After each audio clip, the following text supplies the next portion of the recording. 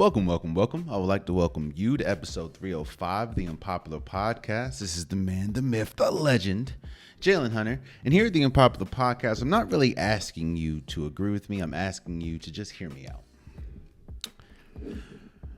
You know, the beauty about football and the beauty about sports is sports allows us to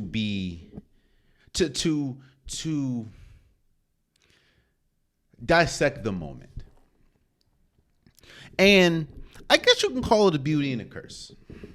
It allows us to dissect the moment. It allows us to look at something, look at a win, look at a loss, and think to ourselves, this is who that person is. This is who that team is. And they can't get any better. They can't get any worse. I say it's a beauty and a beauty and a curse because the beauty of it is it's true in that moment. That moment, if that quarterback throws 3 interceptions, they threw 3 interceptions, and their interceptions could have cost them the game or maybe didn't. Or if that point guard had 5 turnovers and they lose the game, you can think to yourself, well, he needs to clean up on the turnovers or she needs to clean up on the turnovers because it's costing them games or it cost them a game. The curse is sometimes the moment allows you to forget some things. And that is where we'll start. Of course, we're going to talk about every game in the wild card round, which we have some very exciting games. But I want to start with the Dallas Cowboys destroying the Tampa Bay Buccaneers 31-14. What we did, and we as fans, we as viewers, we saw that Washington game. We saw what the Cowboys did against Washington and how bad they looked. And we thought to ourselves, there's no way those Cowboys, that same Cowboys team, can beat a Tampa Bay Buccaneers team. And that's where the beauty and the curse comes in. The beauty is they're right. If Dak Prescott and the Dallas Cowboys played anywhere to the level that they played against Washington, they would have lost to the Tampa Bay Buccaneers. And Dak threw a pick 6. The Unger couldn't catch of punt. It was just so much wrong with the Cowboys that game against Washington. People started to think, well, there's no way Dallas can beat Tampa Bay. And to be fair to people, it wasn't just that game. It was the fact of Dallas. You want to come into the playoffs hot, and Dallas wasn't. Dak Prescott led the league in interceptions, or at least in the regular season, or tied to league in interceptions in the regular season.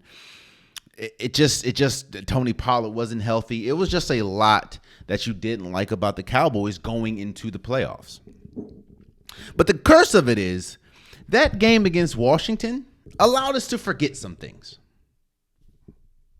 You see, shouts out to Sports PSP. If you didn't go watch the last episode, I brought him on and we gave our predictions about the wild card. And every game on the wild card. And when we got to the Cowboys and Buccaneers, both of us, me and, well, I don't remember if he did. You can go check out the episode if you want. But I picked the Cowboys to win. And I didn't pick the Cowboys to win because I thought the Cowboys were just juggernauts. I picked the Cowboys to win because what that Cowboys loss did was allowed us to forget not just what the Cowboys have looked like all season, but what the Buccaneers have looked like all season. You see, there's a reason why the Buccaneers came into the playoffs as the only team with a losing record. There's a reason why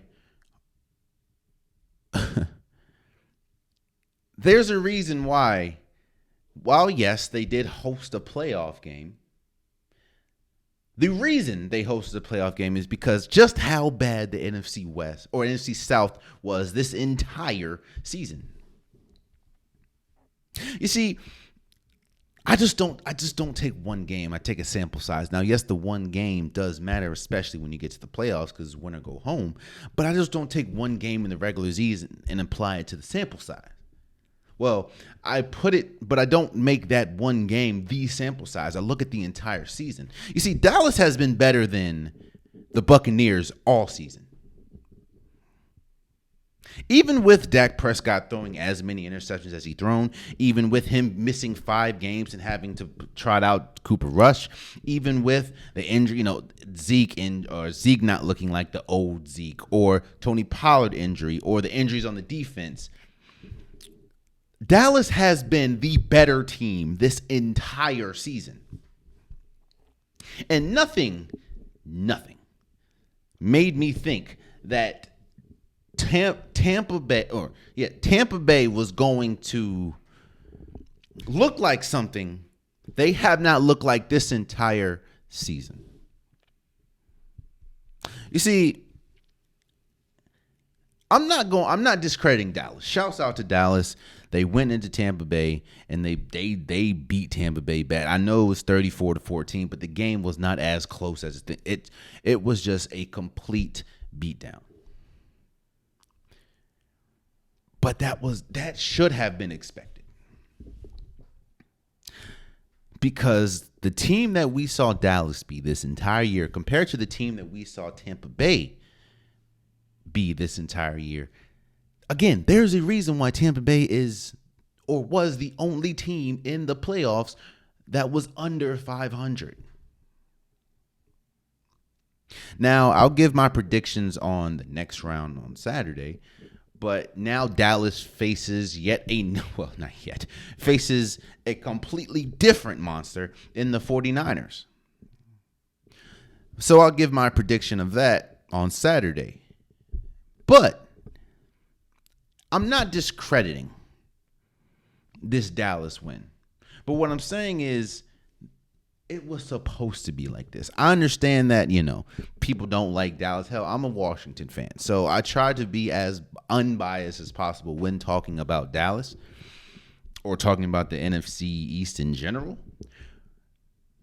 This should have been expected. I understand that Dak Prescott is a wild card as far as how is he going to play. I understand the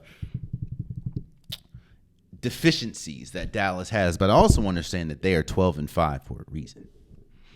They have leaned on their offensive line. They've leaned on their defensive line. They leaned on their defense in general with Micah Parsons and Trayvon Diggs and Curse, who I hope he got hurt in the game. I hope that he isn't serious. I know that Xavier Rhodes had to come in and play for the rest of the game. But what we saw from Dallas is what people should have expected. A team that is 12-5 destroyed a team that is 8-9 in the game when it matters the most, which is the playoffs. Shouts out to Dak Prescott, man.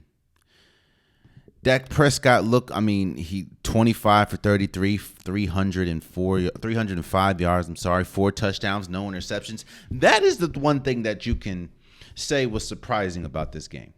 Pleasantly surprised was that Dak Prescott did not throw an interception. I thought Dallas was going to win this game, but I also thought that Dak Prescott, again, it goes back to sample size. Dak Prescott leads the league or is amongst the league leaders in interceptions.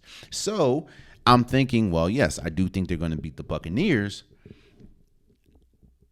I also thought Dak Prescott was going to throw an interception or two. I don't know. But so the fact that he didn't, congratulations for Dak Prescott.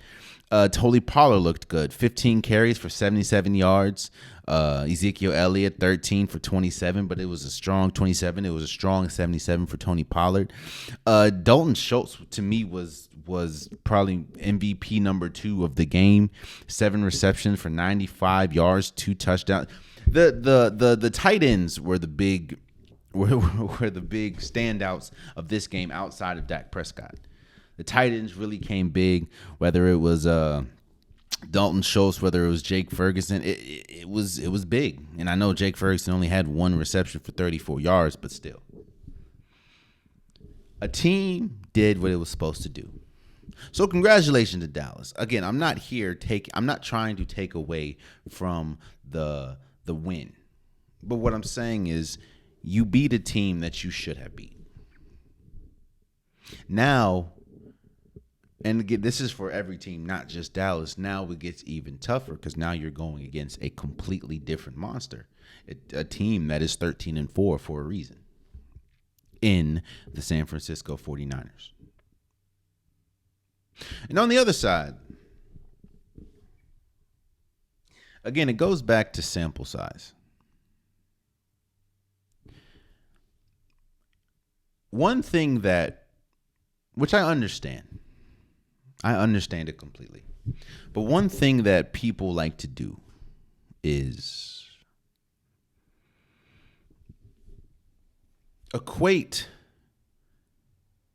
they want to blind themselves for what we're really looking at. Because what they're really looking at is not what we're used to sometimes. People don't like to admit the moment because the moment does not tell a picture of everything that it's been. You see, talking about Dallas, we can say that Dak Prescott, at least this year, has been turnover prone because he leads the league in interceptions. And you can also say in the same breath, you are shocked and surprised that he threw 4 interceptions, 305 yards, and did not throw an interception because that the sample size proves he is turnover prone, at least this year.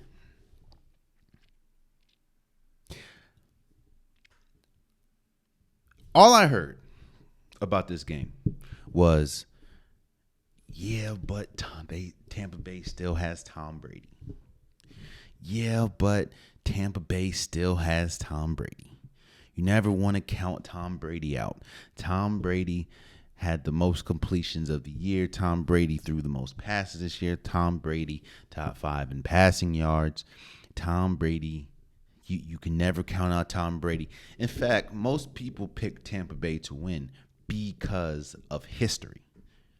Because of the history that Tom Brady has and because of the history that Dallas has. This is the first road playoff win in like 30 years or something. Before I was born. But let's be honest about ourselves.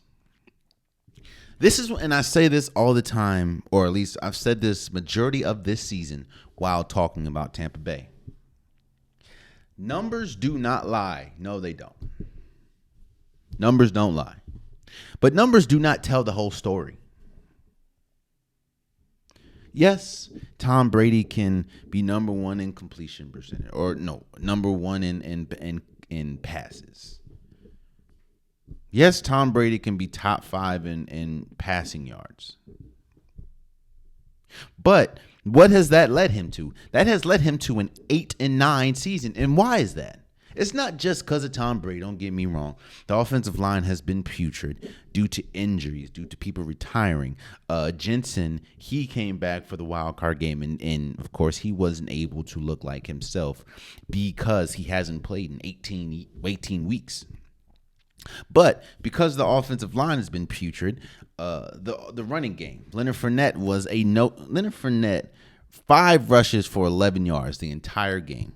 And Rachaad White, 7 rushes for 41 yards. That is a microcosm of the entire year. Of an entire game. Leonard Fournette's 5 carries for 11 yards, averaging 2.2 carries a game, or 2.2 carries, 2.2 yards a carry. Sorry.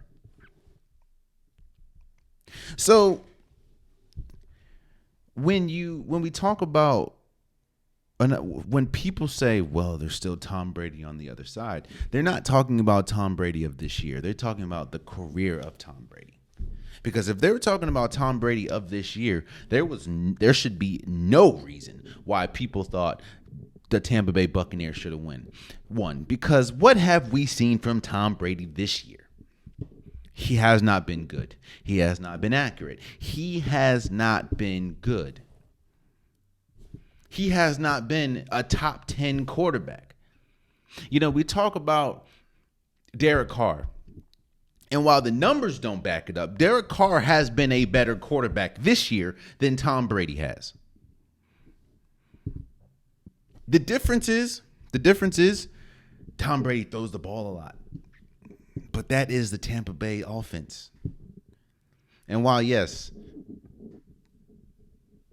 Oh, and another thing that's different is Tom Brady didn't really deal, outside of Chris Godwin being out, didn't really deal with their main pieces being injured like a Derek Carr did. And Derek Carr still had, in my opinion, a better season than Tom Brady. Again, the numbers don't back it up, but the Tom Brady that we saw in this wild card that missed much, he was 35 for 66. He threw 66 times, 351 yards, 2 touchdowns, 1 interception. Numbers do not tell the whole story, because if you look, you say 351 yards. He had a great game. I mean, how can you deny that? Yeah, most of the 351 yards was after Dallas already had 27 points and they had 0. Dallas also, by the way, became the first team in NFL history to miss 4 straight extra points. So Brett Maher was trying his best to keep Tampa Bay in this game. And shouts out to Ryan Clark and the NFL Live crew. Ryan Clark says something that is profound, and that you saw exactly in this game, is that people don't retire because they can't hit anymore. They can't play. They retire because they don't want to get hit. We all know that football is a very physical sport, one of the most physical sports. And you can see a lot of the times Tom Brady was off because he was wincing. He was throwing the ball like he didn't want to get hit. He was throwing it at the ground. He was throwing behind people, throwing over people. The interception that Curse had in the end zone was because Tom Brady was trying to throw the ball out because he was trying to avoid getting hit. Dallas dominated the line of scrimmage on both sides of the ball. Shouts out to Louis Riddick. He said that's the only way Dallas was going to win the game, and they did.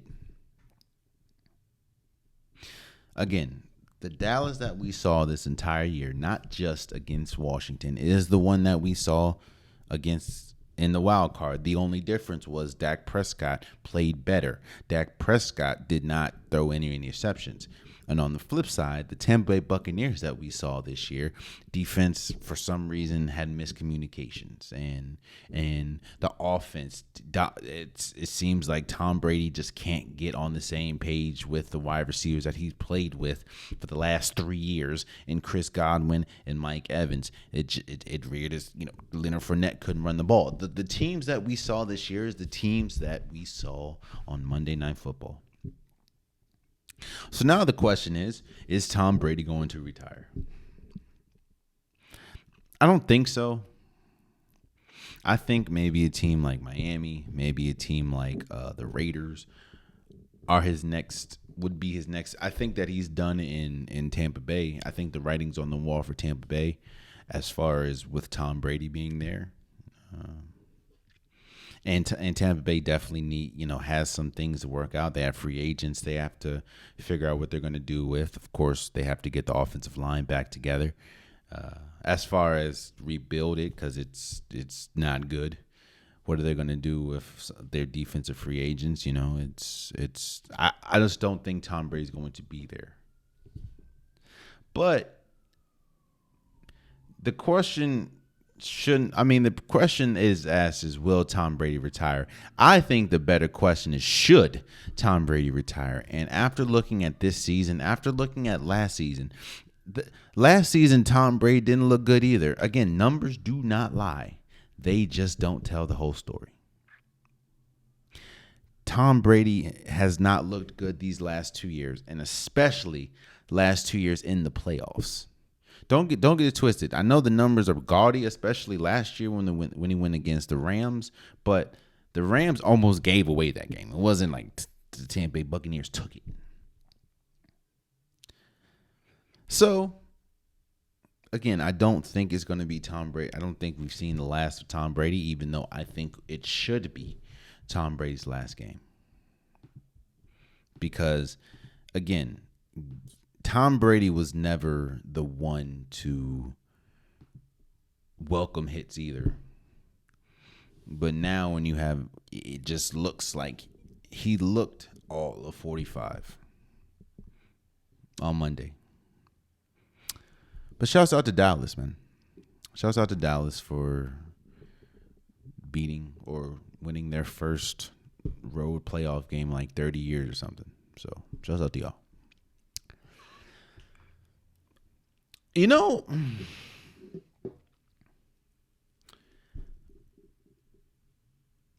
fit matters. I had an episode about this. I think that was the title of an episode too. Fit matters. And it's not just for players. It's for coaches. It's for organizations. Fit matters. People, we as fans don't allow people to grow a lot. That's why we're so ready to call a person that was drafted just a year before a bust. Because we don't allow people to grow.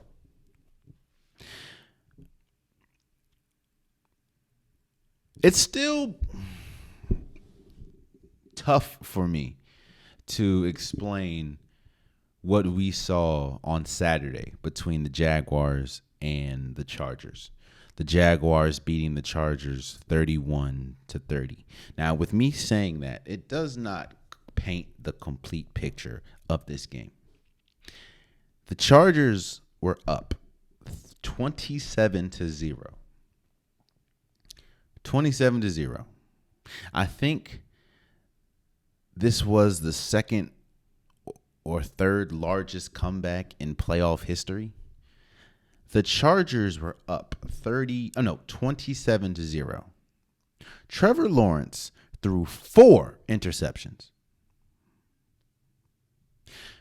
And most of those I think all of those interceptions were before halftime.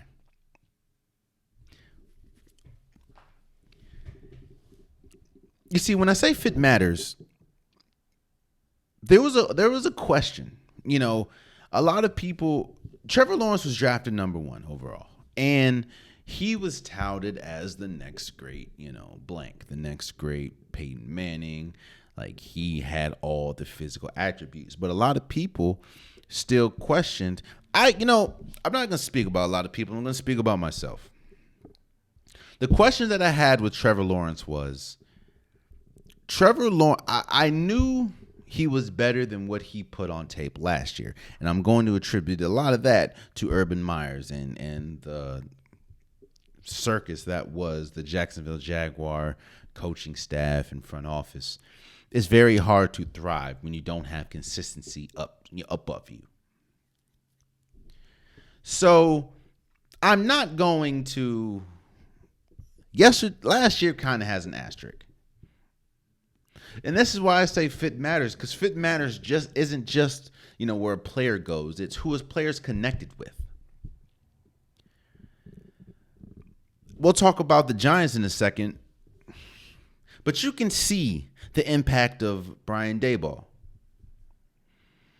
Hell, you saw the impact of Brian Daboll when he was with the Bills and the ascension of Josh Allen, and now you're seeing Brian Daboll and the ascension of Daniel Jones. Fit Brian Daboll quarterbacks.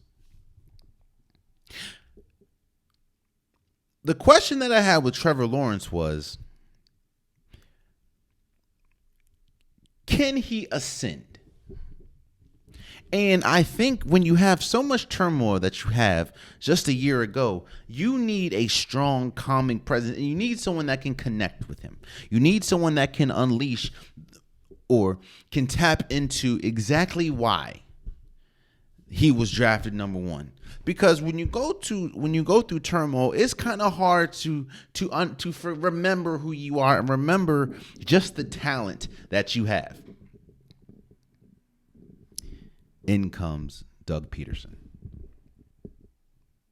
You know, which I can appreciate about, one thing I can appreciate about sports media is sometimes they understand, they see something that maybe the regular fans don't.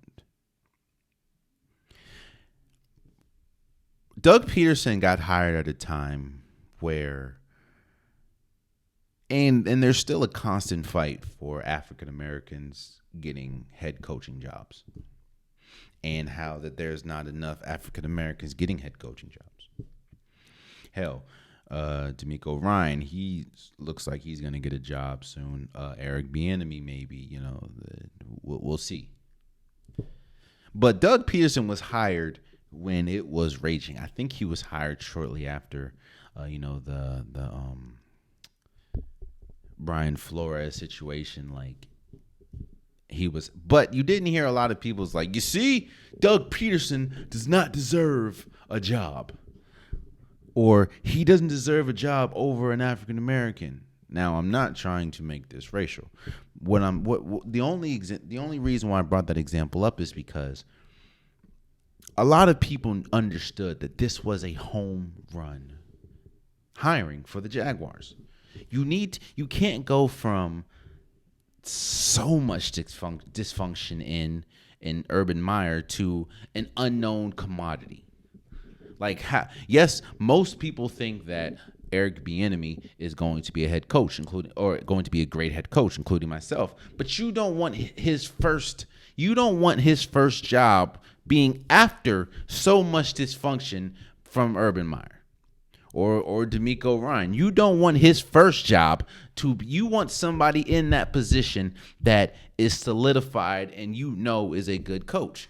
In comes Doug Peterson. Now let's fast forward to the game on Saturday. The game on Saturday is exactly why you hire Doug Peterson. Your star quarterback throws 4 interceptions. 4. Before halftime. You're down 27-0. Trust me. There's a reason why I think it's the second or third biggest comeback in playoff history, because it just doesn't happen. There's a reason why people killed the Colts when they were up 33-0 and came back and lost, or came back, and the Vikings came back and won. There's a reason why the people killed the Colts, because you just don't see those type of comebacks. When you're down 27-0 after throwing 4 interceptions, usually it's nobody would kill you. They'd probably kill you for losing, of course, but nobody will kill you for mailing it in and say, hey, this just wasn't our year. This just wasn't it. But because Doug Peterson has such a strong connection with Trevor Lawrence, and because he was able to get in his ear and be like, yo, those 4 interceptions is not you. You are Trevor Lawrence, a person that only lost once in college, the only person that's never lost in high school, person that brought number 1 overall pick, the person that brought this Jaguars franchise to the playoffs. That is the Trevor Lawrence. I've never seen a turnaround from one half to another that I saw Trevor Lawrence do. Trevor Lawrence to go from 4 interceptions in the first half to 4 touchdowns the second half and 288 yards. I've never seen anything like it. That was one of the greatest performances I've seen, greatest second halves I've seen from a player. No, let's just say performances, because he went from terrible, god awful, the reason why you lost us this game, to the reason why you were drafted number 1, the reason why a lot of people consider you as one of the top 5 best quarterbacks in the league. Trevor Lawrence proved a lot, man. Trevor Lawrence proved a lot. Those are one of those games. Every quarterback has that game. Every quarterback has that game where you prove the doubters wrong. Patrick Mahomes had multiple games where they're down and they've come back. Hell, you can probably say one of the Patrick Mahomes games was before last year, of course. But hell, the Super Bowl was one of those games that he lost, and how he threw for like 500 yards. Every quarterback has had those games, and I think that this is Trevor Lawrence's game. It's hard for me to put into words what we saw. A quarterback have such amnesia that he just doesn't even remember the first half, and is a completely different quarterback. So shouts out to the Jaguars. And for the Chargers, that game kind of put me back in my place. And I can only speak for myself. It kind of put me back in my place when discussing Justin Herbert. You see, I was one of those people that was ready to anoint Justin Herbert as one of the best quarterbacks in the league. Hell, I was one of those people that had no problem ranking him top 5. But I wasn't ranking him top 5 because of what he's done. I was ranking him top 5, and I think he's one of the only quarterbacks that we do in the league, ranking him because of his talent and because of his ceiling that he has not hit yet. I don't think there's any quarterback in the league that we rank him by potential as much as Justin Herbert. Now, yes, I like Justin Herbert. Oregon product. I like Justin Herbert. And it's not just on Justin Herbert as to why the Chargers gave up the second. Chargers were on the other end of the winning side after having a 27-0 lead, or 27-point head start, pretty much.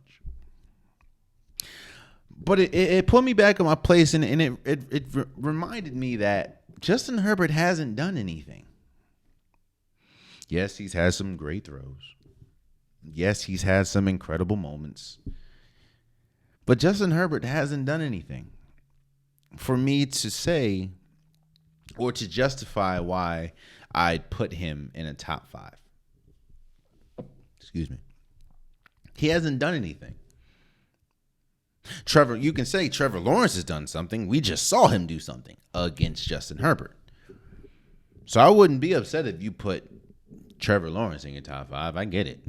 And what we've seen this year. But Trevor Lawrence has more playoff wins than Justin Herbert. And while I'm not calling Justin Herbert trash, I need to wait to see him do something in the playoffs.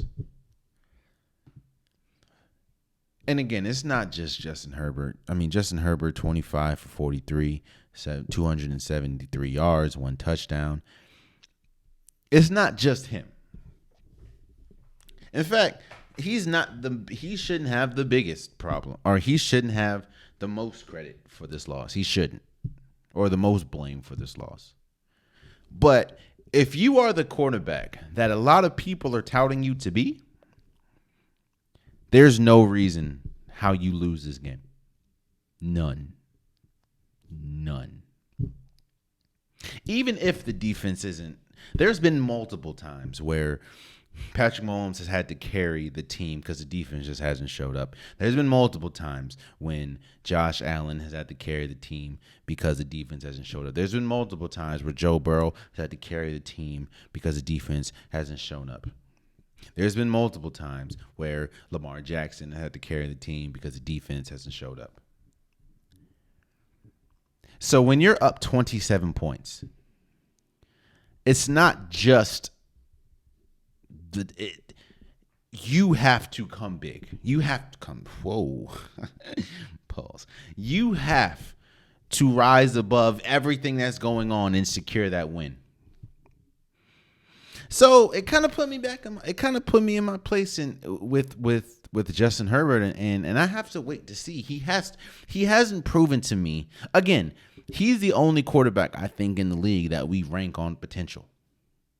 Like we're so high on Justin Herbert because of potential, and we don't really look at what we've seen. And what we've seen is a quarterback that hasn't won in the playoffs, and a quarterback that has been very inconsistent. Speaking of inconsistent, Don Staley. Oh, Brandon Staley. I'm sorry. Brandon Staley, not Don. It's Brandon Staley. I know now that Brandon Staley is likely going to retain his job. But when you give up a 27-point lead in the playoffs, pretty much in the second half. Okay, in the second half, you give up a 20-point lead, but ultimately you give up a 27-point lead. And I think you only have 13 rushes from Austin Eckler for 35 yards. That's a problem. You see, being up 27 points allows you to do things that you just wouldn't. It allows you to change your game plan a little bit. Your game plan can then be, hey, let's run a little bit more. So let's milk some of this clock. We also have one of the best running backs in the league in Austin Eckler. Let's run some of this clock. That didn't happen. For some reason, they kept passing the ball. Kept passing the ball, by the way, when your second best wide receiver in Mike Williams has a fractured back. Because you played him in a meaningless game and he got hurt.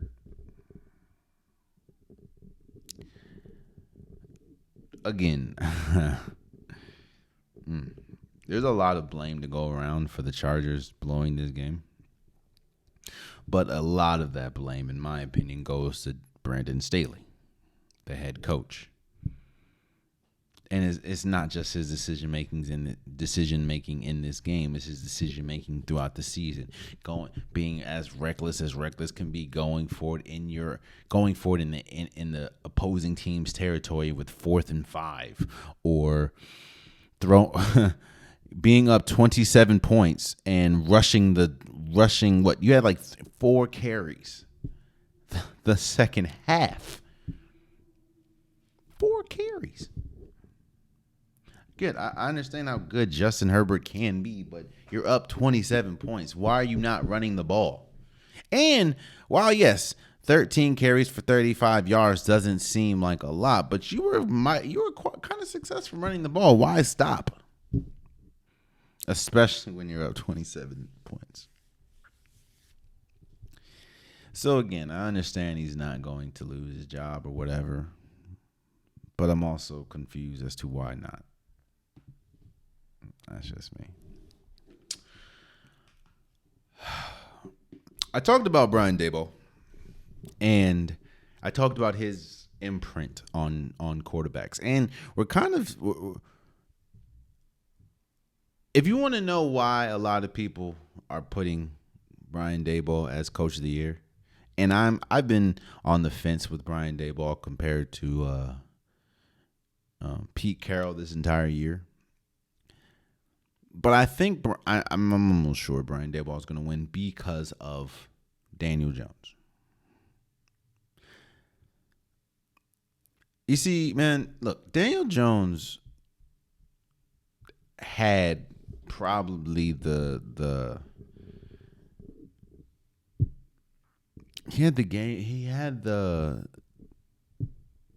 he had the best game of the weekend.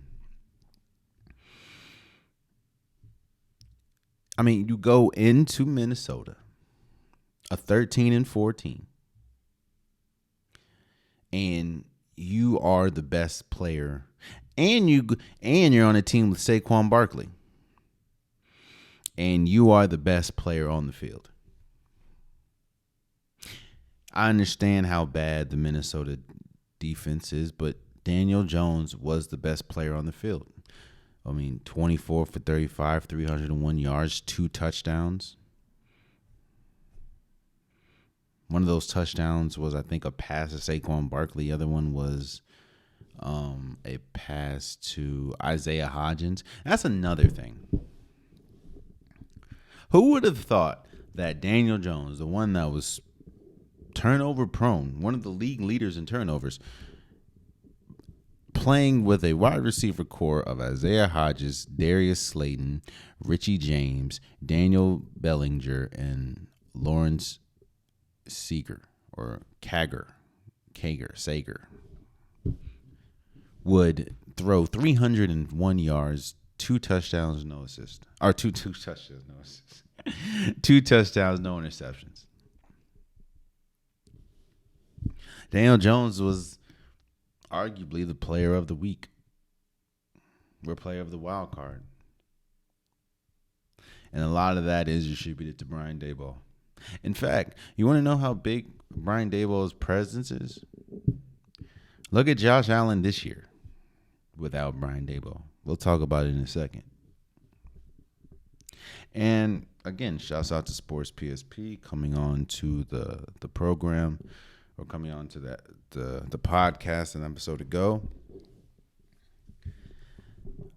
I don't know if he said it, but I know I said that this, you know, I have clarity, a lot of clarity on Kirk Cousins. You see, there's not a lot of great quarterbacks in this league. There's not. I mean, what? In no order, you have Josh Allen, you have Patrick Mahomes, Lamar Jackson, Trevor Lawrence, Lamar Jackson. Did I say Lamar Jackson twice? Maybe Lamar Jackson.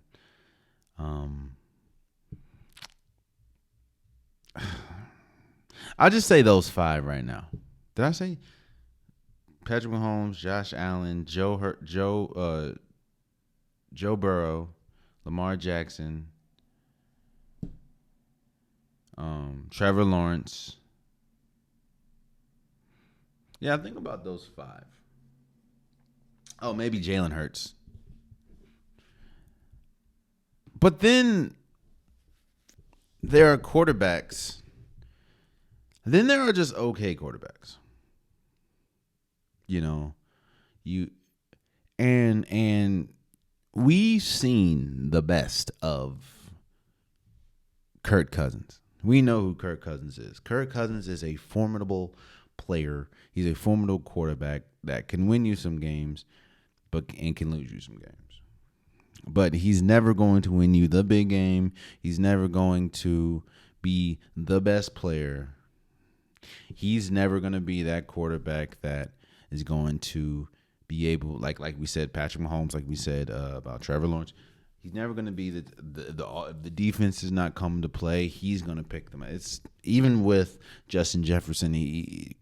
Kirk Cousins is never going to be that person.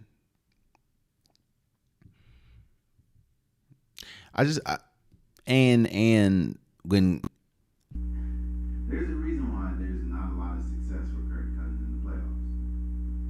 Because in the playoffs, I mean, look at the past few Super Bowl winners. There's always been either a great quarterback or a great transcendent player on the team. The Rams, Aaron Donald.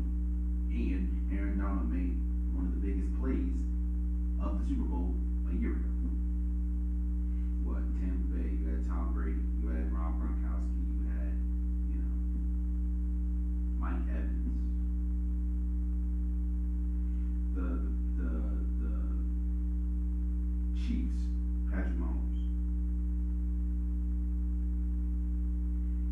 I mean, again, Kirk Cousins is never going to be that. Congratulations to the Giants, man, beating the Vikings 31-24. Daniel Jones is the embodiment of why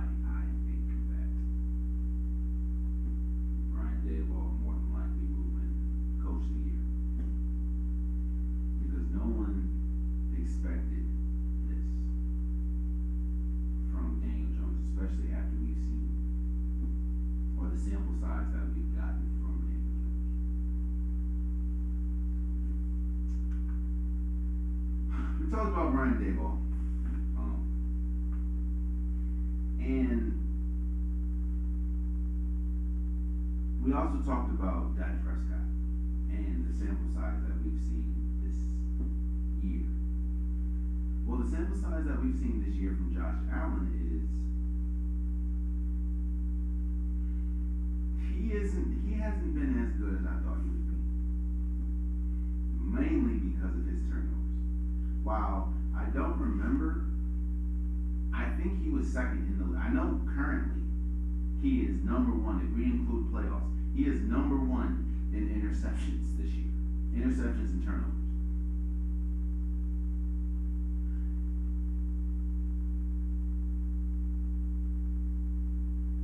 This team, the Buffalo Bills, they are a juggernaut offense.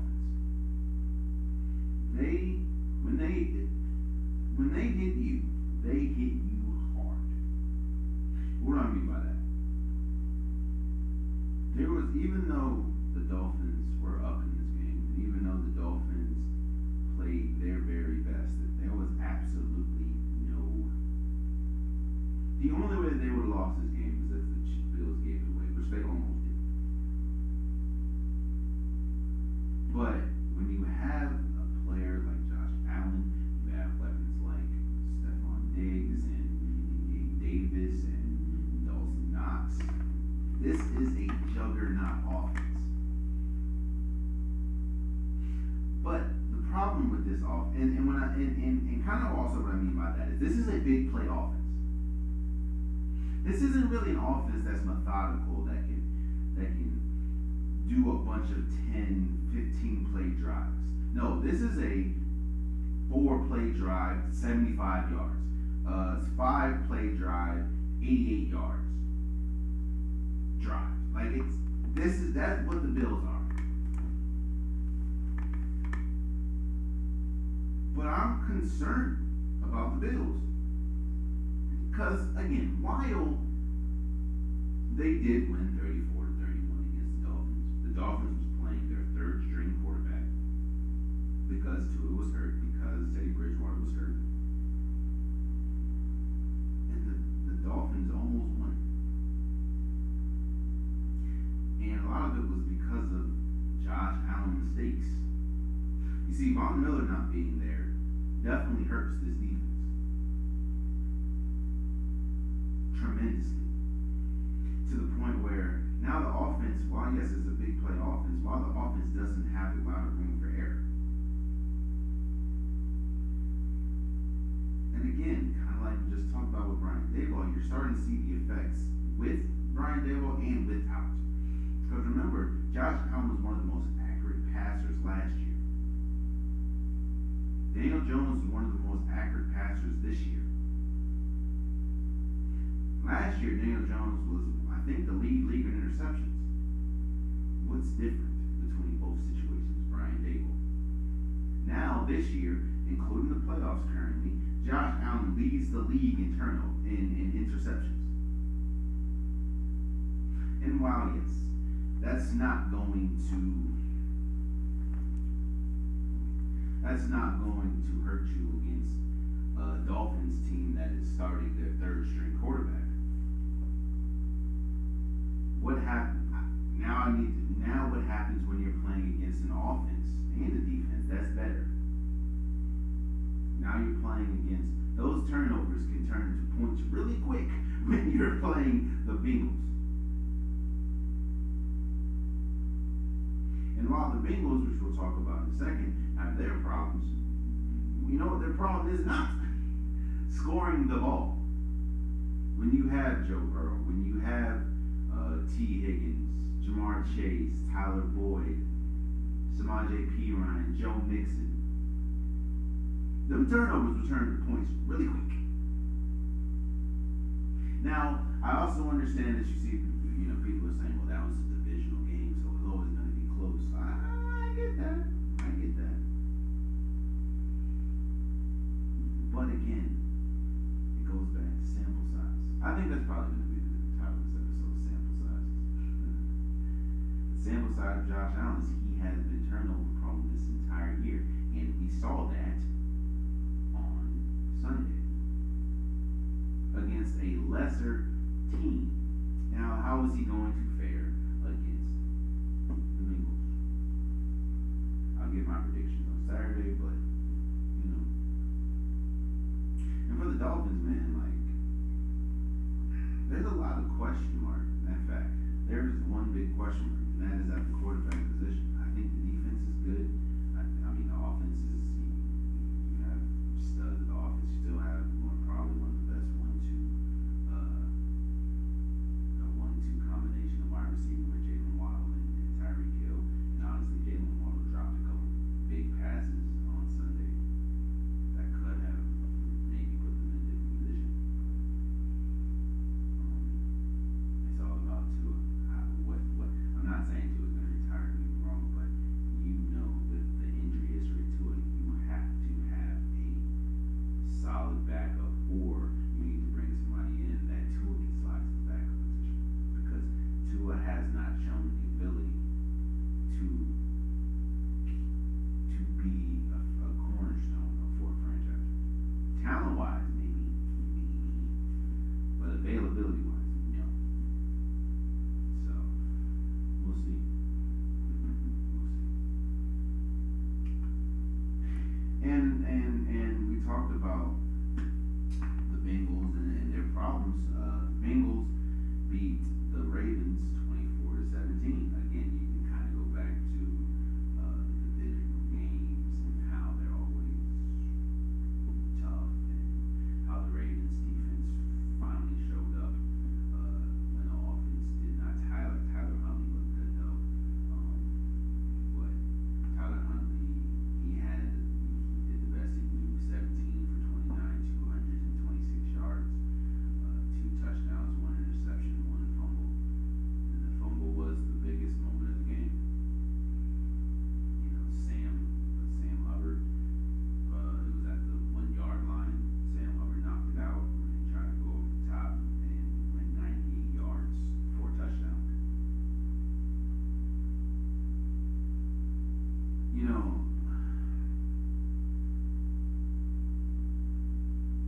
one thing that I talked about Josh Allen and his turnover issues, and how that is something that kind of concerns me. But what concerns me for the Bengals is they've lost their 3 out of their 5, 3/5 of their offensive line they've lost in the last 3 weeks. And if you go back to last year, that was their biggest problem. That's what held them back from winning the playoffs or winning the Super Bowl, was their offensive line. Again, we talked about Aaron Donald's big play was also because their offensive line was bad. And while yes, Joe Burrow can run enough, and Joe Burrow is great. Joe Burrow, in my opinion, is definitely top 5 quarterbacks in the league. I don't know how he's going to fare when you have a good pass rush. Now, yes, because Von Miller's injury, the Bills don't have the best pass rush. But the Chiefs have a good pass rush. They just don't have their secondary is not that good. But their pass rush with Chris Jones in them, yeah. So again, I'll give my prediction on Saturday's episode about the next round. But the biggest storyline that came out of this game was actually on the Baltimore side, and that's with Lamar Jackson. Lamar Jackson didn't travel with the team for this playoff game. You know, he's hurt. But again, there's not much that needs to be talked about this. I've said, paid Lamar Jackson.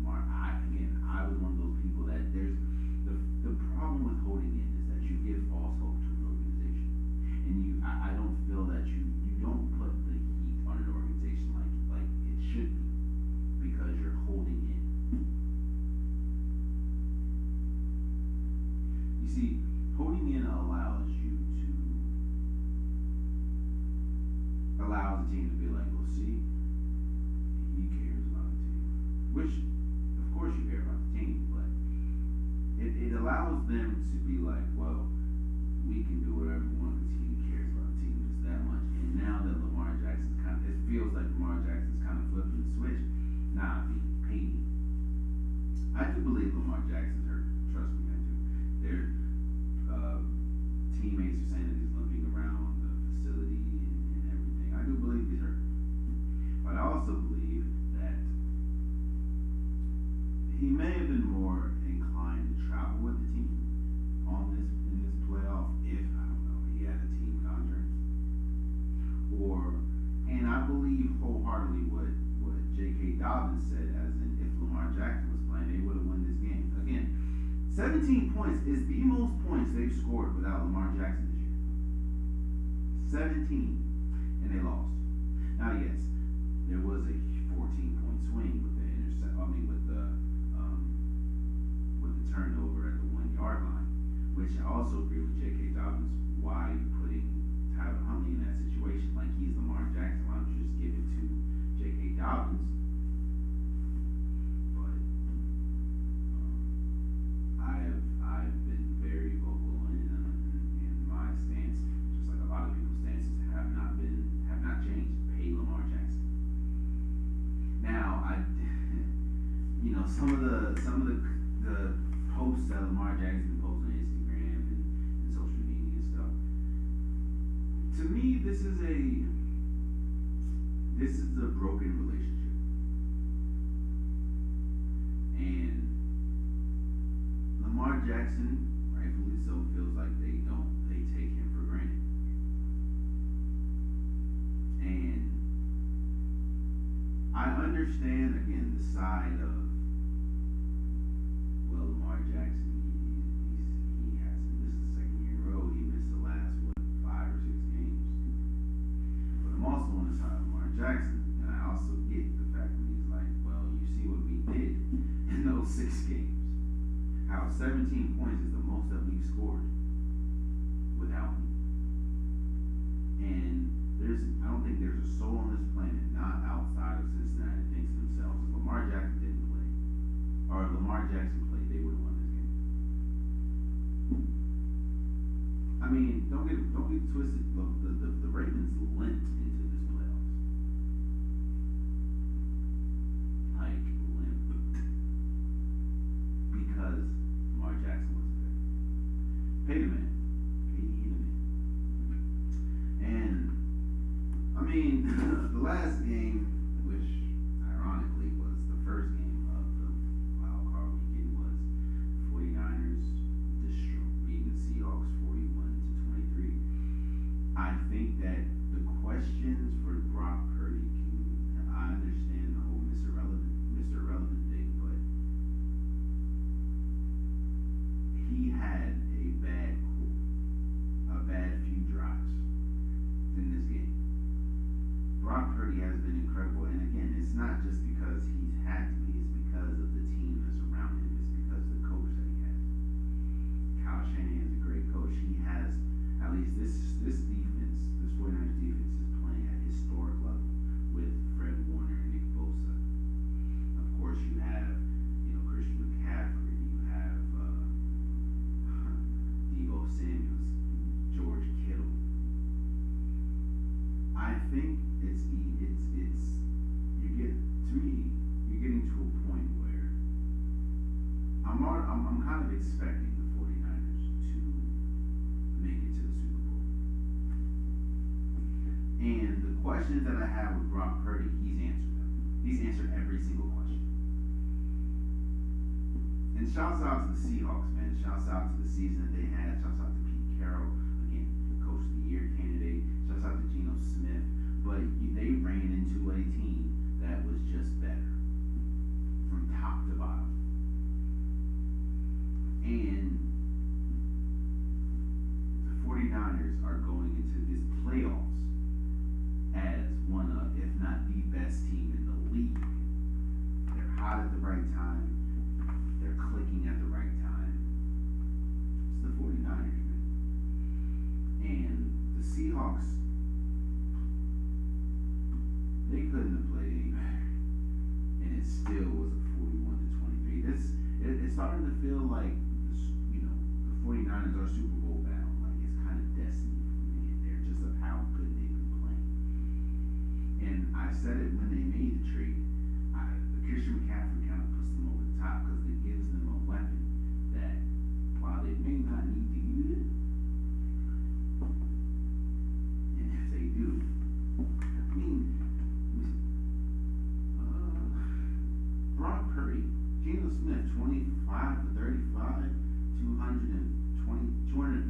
yards, 2 touchdowns. Like, that's a good game.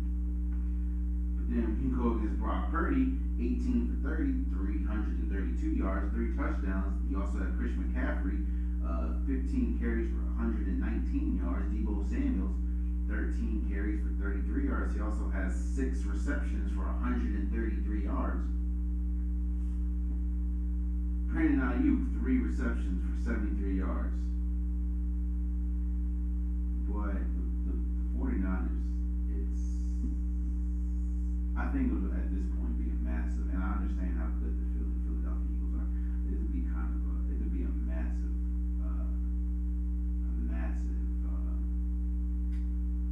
shocker in my opinion if the 49ers don't make the Super Bowl, or at least don't even make it. If they don't make it to the NFC Championship, what are we doing? But all the questions that I've had of Brock Purdy, he's pretty much answered, in my opinion. So, no, that was the wild card breakdown. Again, on Saturday's episode, I'll give my predictions of the divisional round, and let's move forward. So Jim Harbaugh is staying in Michigan, and I talked about this last episode how Michigan will be foolish to lose Jim Harbaugh. But I hear a lot of people kind of talking to how they kind of want to. They're kind of saying that Jim Harbaugh is kind of like the Brett Favre of college football coaches, as far as he's going to do something, he's not. He's going to do something, he's not. This is the second year in a row that he's open to going back to the league, or it seems like he's open to going back to the NFL, and then ultimately ends up staying in Michigan. And I guess I'll shoot him some bail a little bit.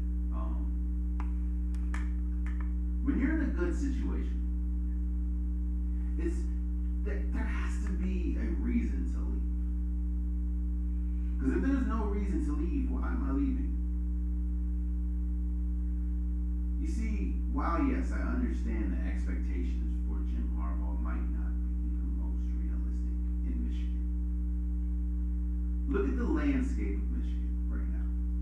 Most of their players are coming back. They're still one of the top recruits. And if you look, Ohio State's, C.J. Stroud's gone. What's Alabama going to look like at the quarterback position? I understand that the NFL's appetizing. I also understand that Jim Harbaugh probably wants to go back to the NFL. And I also understand, and I think Jim Harbaugh understands, yes, I want to do something, but why would I leave something good? Or there has to be a really good reason for me to leave something like this.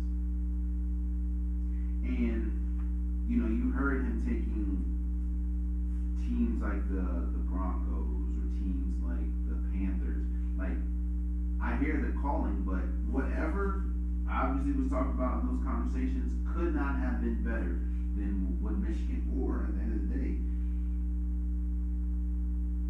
maybe they were lowballing. I don't know. But I do think that Jim Harbaugh wanting to go back to the league is real. But I also understand, I think he understands that, yeah, I want to go back to the NFL, but there's no reason for me to leave if the package or whatever I'm getting isn't better than where I'm at. Trust me, I'm sure it's very difficult being a college coach, having to recruit and having an uncertainty of what your team's going to be moving forward, or year after year with the transfer portal and graduation and people going to the league. I get that. Having to go year after year after year, going to parents' house, trying to convince them to bring your kid to my organization. I get it. But again, I also understand you don't want to leave something just to be leaving. And while yes, the NFL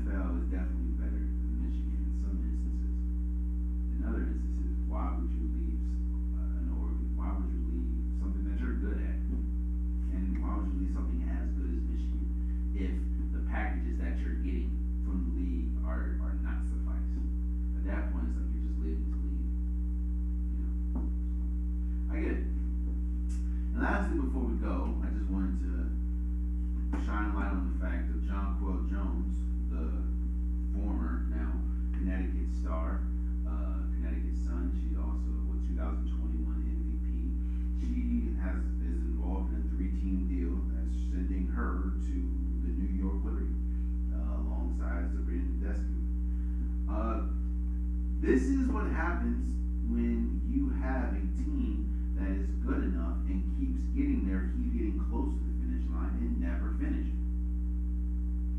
You know, the Connecticut Sun, now you're seeing the coach is gone. Now you're seeing your best player, Jonquel Jones, she's gone. It's not just the WNBA, it's everywhere. I mean, look at how they broke up the Bills team and went to four straight Super Bowls. Or there's going to be a certain point when the Phoenix Suns, in my opinion, are bound for a breakup. They keep getting there or getting close to it. They just don't. Chris Paul. We look at Chris Paul differently because he's been to the playoffs or been to the finals last year or 2 years ago, but he just never gets it.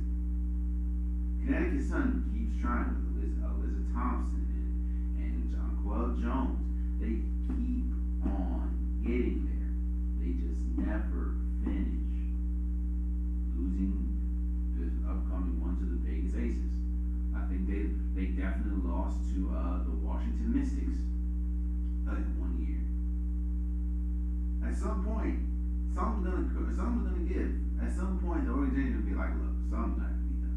I know we keep getting there, but we're not making it. And this is no shot to Jonquel Jones, no shot to them at all. It's just the reality of what we're seeing.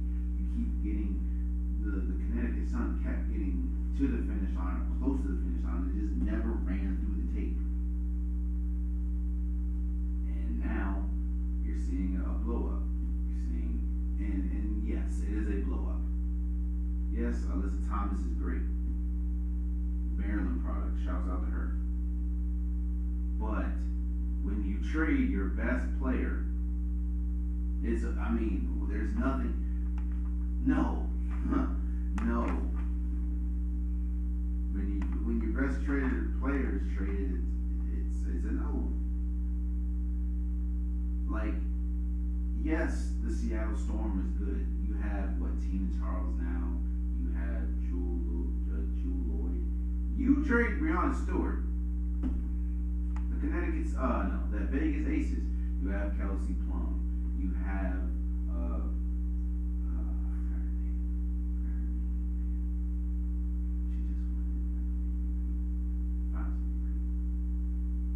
forgot her name.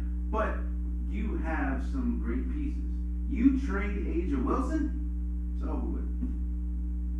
And that's what we're seeing for the Connecticut Sun. It's over with for them. You trade Jonquel Jones. It's over with. If I'm wrong, I will come in here and say I'm wrong, but I don't think I am. So shouts out to Jonquel Jones. I think she'll be great in New York alongside the Brina Desk, who gives you yet another piece. And hopefully she's able to get over the hump. And there you have it. That has been today's episode of the Unpopular Podcast. I appreciate you guys. If you want an Unpopular Podcast shirt, hoodie, sweater, long sleeve joggers, the link is in the description below. I have multiple different colors, multiple different designs. Get your Unpopular Podcast merch today. Trust me, you will not. I promise you, you will not be disappointed. Any color, anything that you, any type, designs, I have a lot of colors. Men, women, get your Unpopular Podcast merch today. Also, please subscribe if you're listening. Please subscribe if you're watching. It definitely means a lot to me. But until next time, again, on Saturday's episode, I'll give my predictions for the divisional round.